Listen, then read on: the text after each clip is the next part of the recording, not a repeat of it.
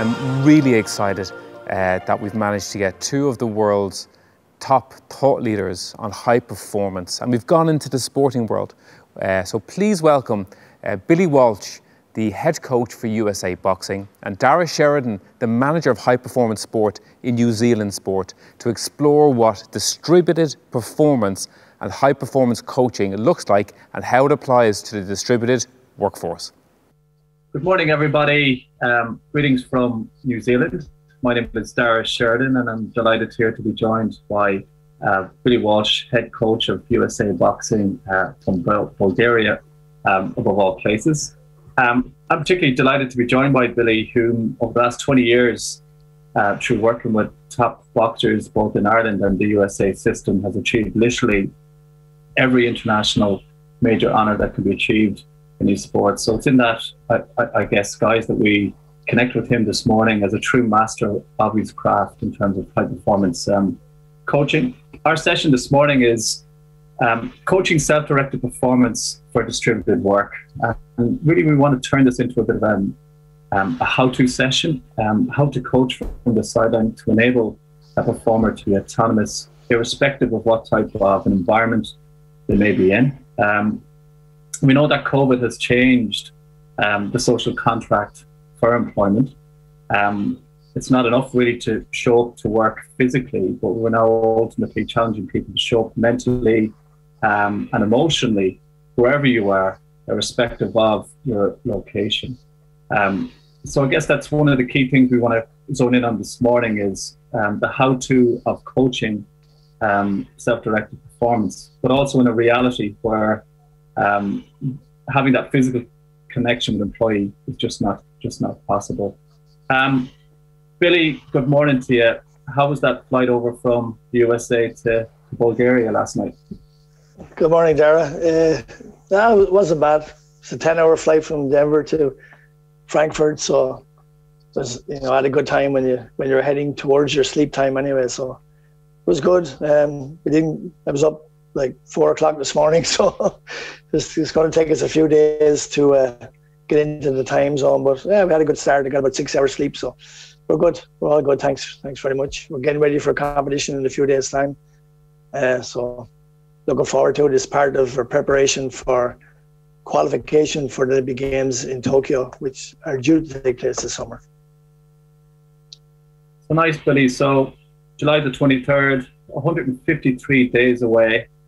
10,500 athletes will converge onto one spot to obviously deliver a performance of their lifetime.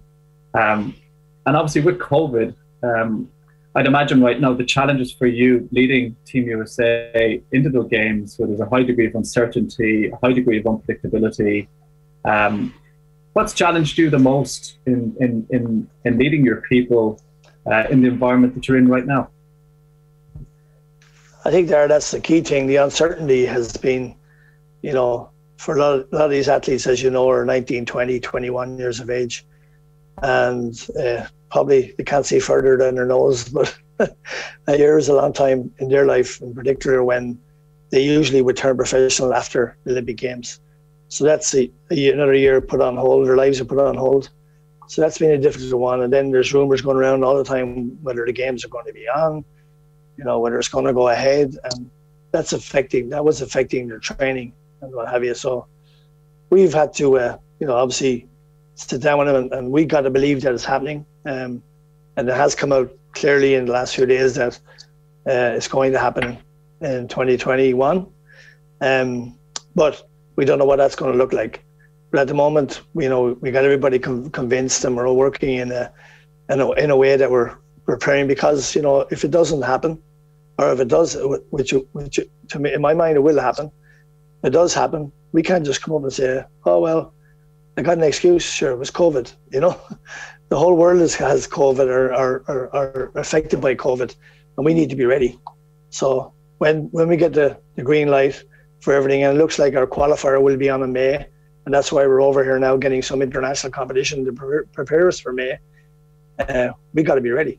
It's one shot that they're going to get in their lifetime to make this team, and we're going to be ready.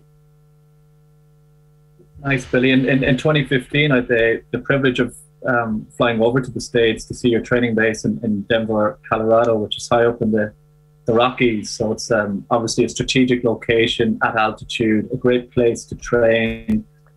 Numerous other American teams train in this facility, which is obviously owned and operated by the United States Olympic and Paralympic Committee. But I understand right now that entire training base is shut down, is not available to you and your team. How have you responded to that? Because your work environment, we've got specialist equipment, cameras, technology. How have you overcome that? Yeah, as I said, we had it set up, and it took us years to really get it to the level we had it at, and then the plug was pulled that we're not allowed into our training center. But again, if you're going to be in the workforce or in the game of sport, and you got to be adaptable. We had to be adaptable. We found a disused Macy's store, and we took all of our equipment out of the gym and dragged it over and put up 4 rings and put up our strength and conditioning area. And so we have everything in the Macy's gym at the moment, and we're working out of that. And we will do right up to the games. But, as I said, the ring is 24 feet, and no matter where you go in the world, it's going to be the same size ring. And the same amount of ropes, and the red and the blue corner and 2 white corners. So we can do our business from anywhere once we have the right intention and the right attitude going towards it.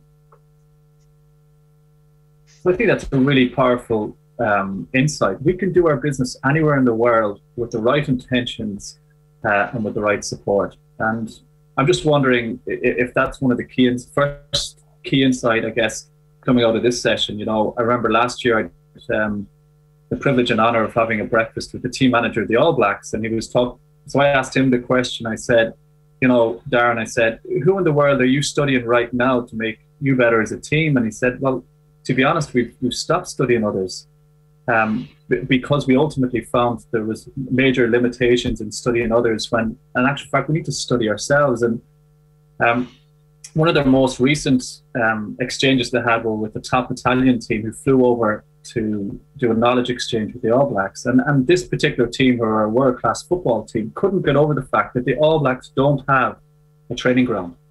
They train anywhere around the country or in any other country with that same principle that you just spoke about in that first insight.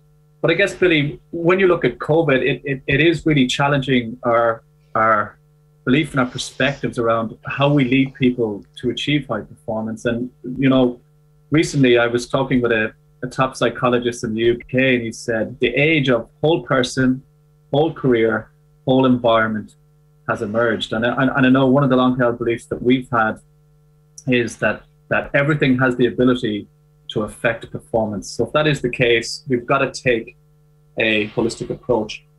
To what degree do you think that that's a significant insight in terms of the attitude and mindset that leaders need to embrace as a result of the challenge that COVID has presented?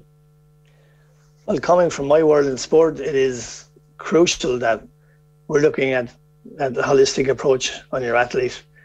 I think it's something that, people in business need to maybe look at their workers as their athletes, because as you said, everything has a chance to affect performance. And, usually what we're dealing with here, guys are great on the training, they love training and they train hard. All those things are right, but the things that are affecting them are outside of the work area, which is the gym for us, or the track. So the people outside, their siblings, their friends, their family, whatever it may be, those are the things that are affecting what's happening inside of the training area or the work area for us. And we need to be able to look after that. It's no more so than in today's age, where again, we're looking at the holistic approach to our workers. And as I said here, our workers are our athletes. And I think that's where business needs to look at their workers as athletes and help them prepare, help them recover, and help them feel healthy and be mindful of their psychological needs. Nice. And yeah, so that's I guess probably a second insight: whole person, whole career, whole environment. What do we actually mean by that? What does that actually look like? But I can remember when I first started to work with you back in 2008, and we worked together for 7 years. The role I played was developing the coach, whereas the role that you played was you were the coach. And so one of the first things you did when I arrived into your workplace, you put a set of mitts on me and you said, if you're going to work in here, you're going to really understand what this is about. And then I always remember getting into that ring and experiencing your sport and your reality. And one of the things that became really obvious to me was how ignorant I was to what world-class high-performance boxing actually really looks like, feels like. So I guess for our audience today, who are business leaders, in an environment, in a context with a lot of complexity, there's a lot of expectation, and people have got to deliver stuff when it matters. Bring us into your world. Boxing, high-performance boxing. What's your definition of high performance? Well, it's a 24-foot ring, 3x3 minute round. It heartbeat 3 times every second. We attack every 3 to 5 seconds, which is 60 attacks in a fight. Your heart rate is between 95 and 100% max, which makes it the longest and the toughest sprint in the world. You're at full tether, and you've milliseconds of reaction to either avoid or to hit somebody. And the dangers are obviously pretty obvious, that you can get knocked out or seriously hurt when you're there. So that's the reality of the business I'm in. Yeah, that's pretty powerful. I guess reality. So like this concept of performance real time. So you don't really have time to think in there. You've got to be so well practiced, and all of your senses have to be so attuned to what's happening, and you need to be able to continuously read and respond. With your heart beating 3 beats per second and 60 decisions in every round. How do you coach that, Billy? How do you coach somebody inside that reality when you're not actually inside that reality, but you're sitting on the edge of it? How do you do that? Yeah, that is the key question for this, particularly for where we're at the moment. But I think we've practiced it quite a bit. But at the end of the day, the athlete will own their performance when they're in there. And we've had many discussions. We've plenty of analysis. But at the end of the day, because it's a split-second reaction, that they need to make that decision. And my voice is not going to change that. So they've got to have a clear pathway in their head of what they're doing.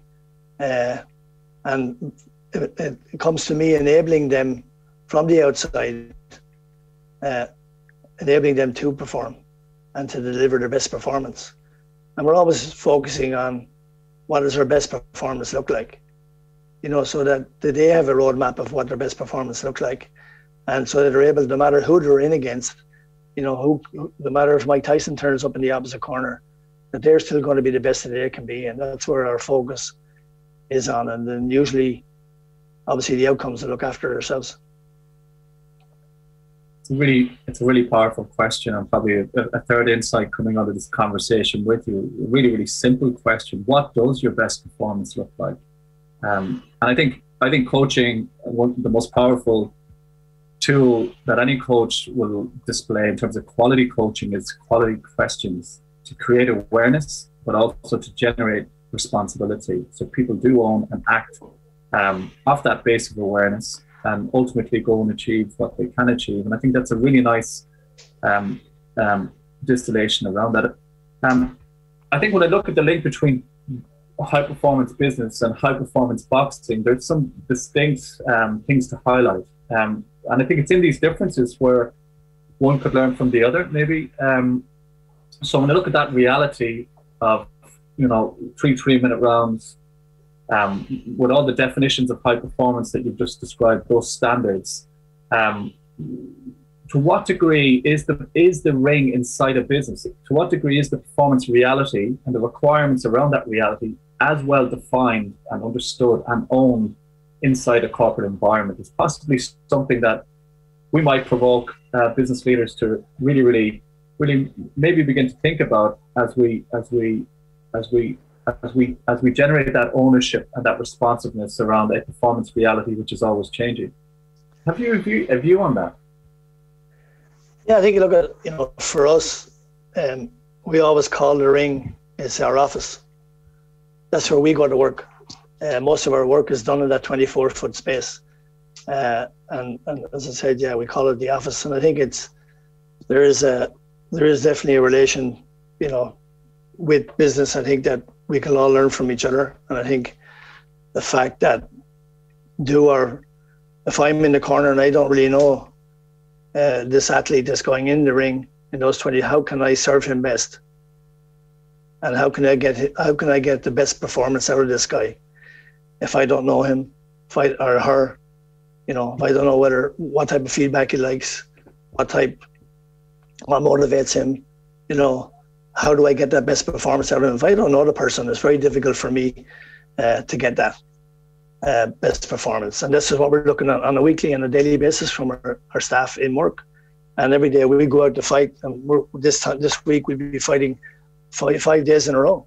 And I gotta get that best performance every day out of this guy. But if I don't know him, how can I link to him? If I don't know where his performance weaknesses are, if I don't know where you know his best performances, or what his best performance looks like, how do I get that out of him on a daily, weekly, monthly, yearly basis? So I think that's a piece that business can learn from. As I said, you need to treat their employees as athletes. Yeah, and it kind of reminds me of an experience I had with a HR director once. Now, to be fair, it was about 15 years ago, and I was sharing with her the belief that everything has the ability to affect performance. So therefore, you've got to look at the whole person. So when they come to work, you've got to look at everything they bring to work with them. And her view was, we're not social care workers here. They've got to leave that stuff behind at the front door. And I think with the reality now around COVID and people working from home, the boundaries around work life and professional life and the performance reality, it's shifting in a really interesting way. But you know, when you talk about that 24-foot ring, it travels all around the world, and the times around when athletes need to step up and deliver is always changing. And that's what gives this, for me, a really, really interesting conversation with you today, because it is about performing anywhere at any time. You do know when those times are, in all fairness, which is obviously a bit of a difference as well. But Billy, in your growth and development as a coach, was there a certain moment in your career where the penny dropped regarding, you know, shit, I'm actually not the expert around the performer, they're the expert. But was there a moment when your attitude and your practice shifted around self-directed performance? And can you give us the context around when it shifted and how it shifted? Because I think that's what the audience want to hear today. How do we shift perspective around enabling people to own their performance in the reality that COVID's currently serving up? So what are your thoughts on that? Yes, and it has, you know, maybe, and it's going back a few years now, Daragh, but, you know, I remember we just, and well, there's a couple of occasions. I think the one in Chicago in 2007 when we went to the World Championships, which was the first qualifier for the Olympic Games. We had high expectations going to that, and coming out of it, only one boxer qualified, and people were calling for our heads in the IABA and in general in Ireland, and we didn't perform. And when we come back and reviewed where we were at as regards the preparation for it, we realized that we had been overcoaching or managing. We were telling more than listening, or telling more than asking. And we then had a complete turnaround in our practice. We decided, you know, in between rounds in sparring and in training, that we would ask questions of the athlete when they come back to the corner. And what did they think? And where did they think the openings were, or what they needed to do to be more successful in the next round? So that was a complete turn for me, the change from telling to asking. We then went out to our next qualifier and qualified 3 boxers and qualified another boxer in another tournament, which enabled us to have those 5 boxers at the Beijing Olympic Games, and the 5 of them lost to the gold medalist, which is probably a record, and 3 of them won medals for the first time, which was fantastic for the country. That's a really powerful business case, right? So you changed the practice where you shifted control and autonomy onto them by literally placing an environment of questioning around them. So they developed the awareness and the ability to talk back, develop the ownership around that. Because that actually, when you think about it, when you are fighting, you've got to be able to do it for yourself. For you though, like when I look at the coaching ego, you know, certainly something I've witnessed myself with coaches I've worked with or any coaching I've done, it's lovely that need to be needed. And I guess with you are a retired boxer, you represented Ireland at the highest level.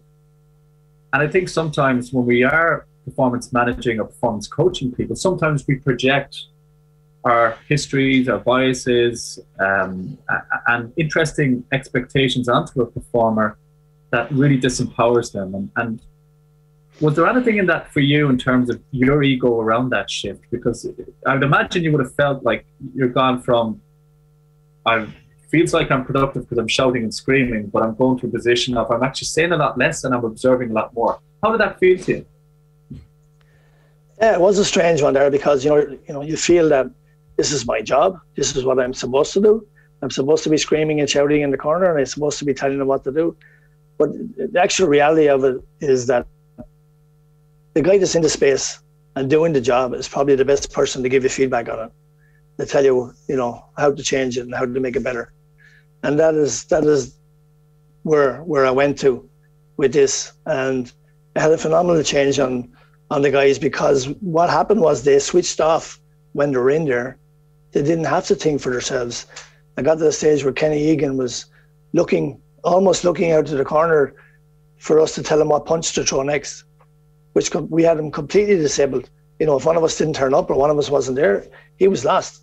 So we enabled him then to think for himself while he was in there, to read situations instead of closing his mind off and saying, sure, when I go back to the corner, coach will tell me.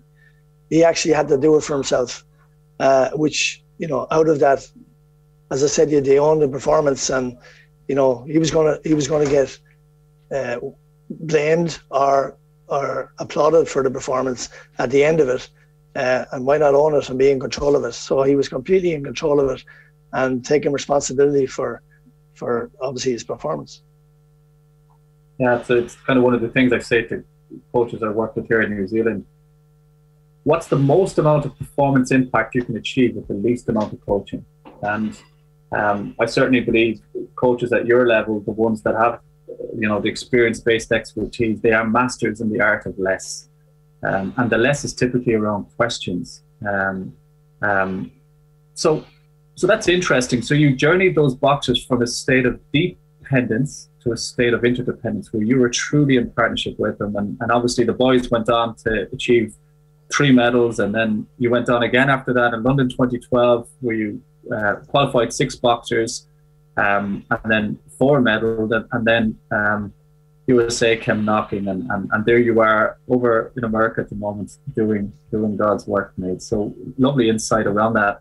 I'd love to build on that example, right? If we can continue to hold the lens around self-directed performance, but in this next example, I'd like you to talk more around, typically you train boxers in one central location where they get everything. So it's a one-stop shop, a center of excellence, shall we call it, one location, which was in the Circular Road in Dublin. But I do recall one example where one particular boxer who was very diverse, not really typical of the boxers you'd be working with, struggled to align with that type of an operating model. can you just tell us about what you did with him in particular? Because I was fascinated, because I was in the room when you were managing and coaching him.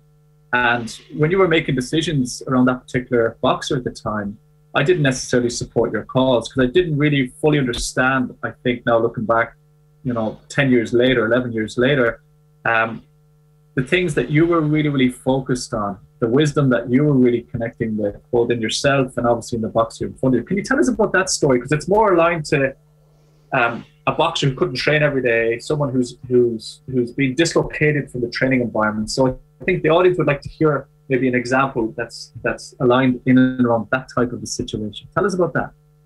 Yeah, so I think it's okay to mention the guy's name as well, is it? Or, yeah, well, Darren O'Neill it was, and Darren became, after that, actually became European silver medalist and became a 2012 Olympian. But yeah, Darren came with you that day to ask, could he be the one that would be different than everybody else in the team?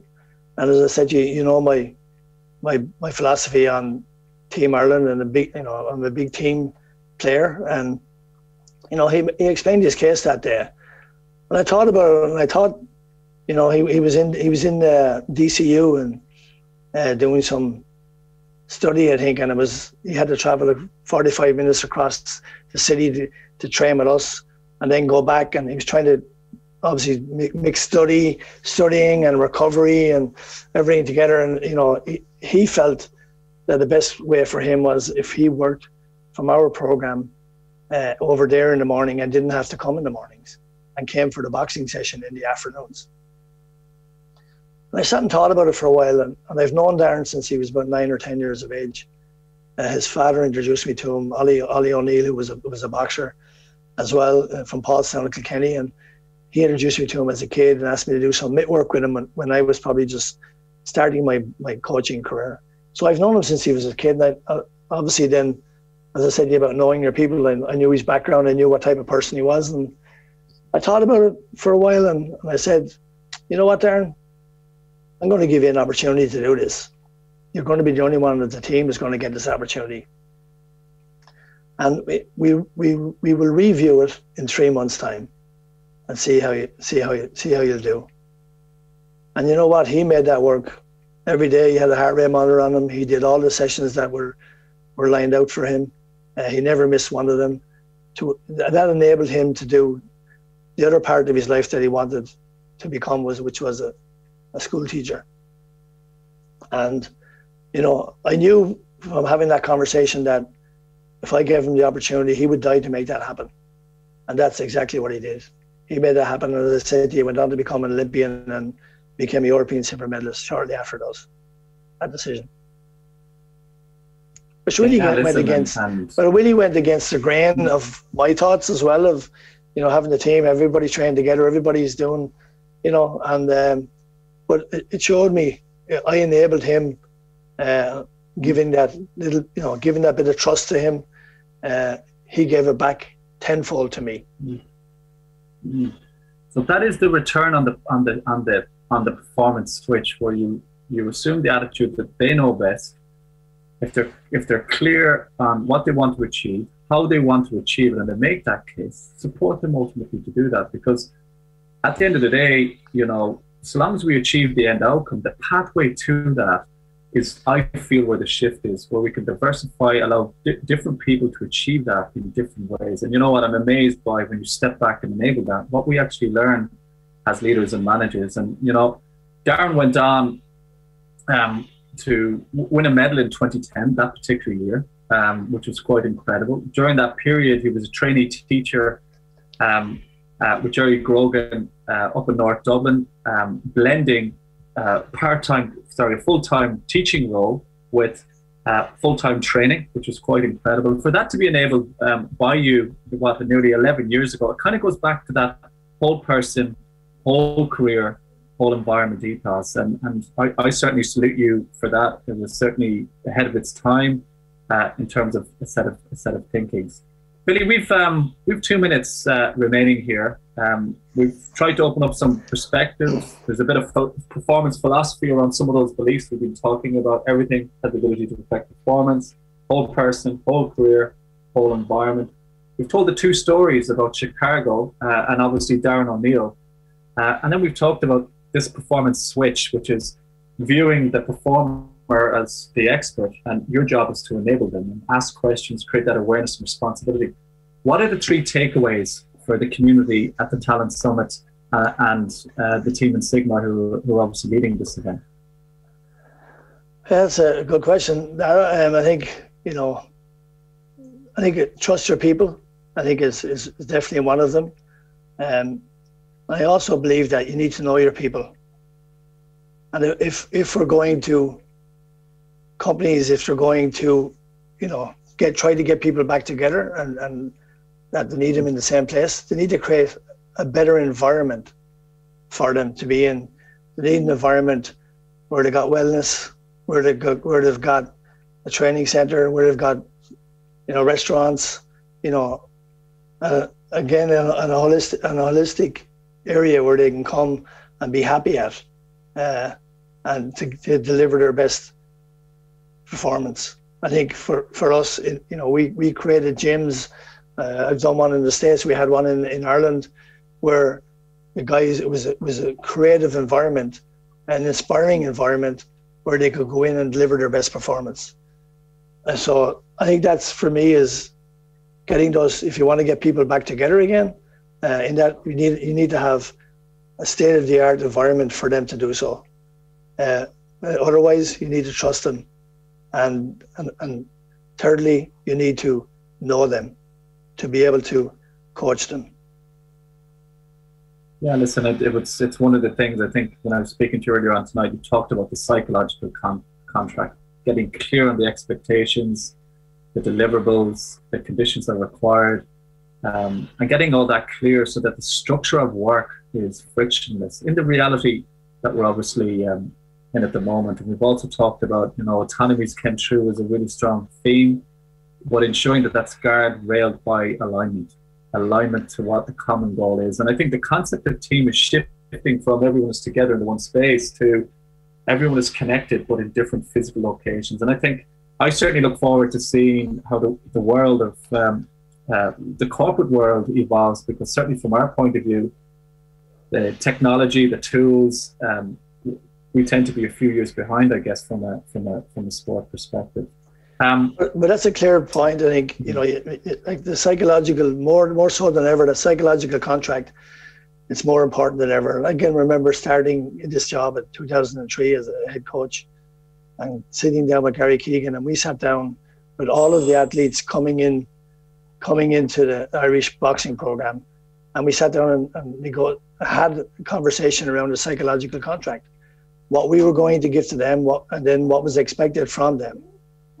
So all of that is key, key to getting the performance from your people, having that conversation, knowing where the boundaries are, knowing what you're going to deliver for them, and then they know what they need to deliver for you. I think that is a key to success in the future. Hey, listen, it's an honor and a privilege to sit opposite you.